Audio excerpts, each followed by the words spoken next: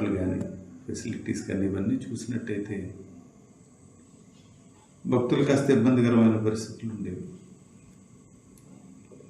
సరైన పారిశుధ్యం లేకపోవటం, మంచినీటి సరఫరా, ఇలాంటి ఇబ్బందులతో భక్తుల రాక కాస్త తక్కువ ఉండేది. 3 నుంచి 4 లక్షల వరకు ఉండేది. కూటమి ప్రభుత్వం వచ్చిన తర్వాత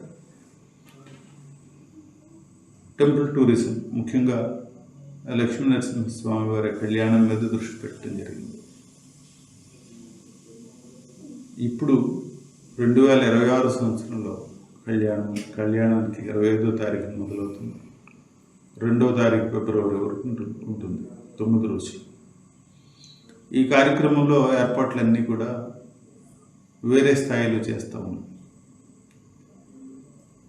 పారిశుధ్యం మీద దృష్టి పెడతా ఉన్నాం. అలాగే బస్సెస్ కానీ, రోడ్లు కానీ, మంచినీటి సరఫరా కానీ, ఇవన్నిటి మీద కూడా మెరుగైన సదుపాయాలు ఏర్పాటు చేయడానికి ప్రయత్నం చేస్తాం.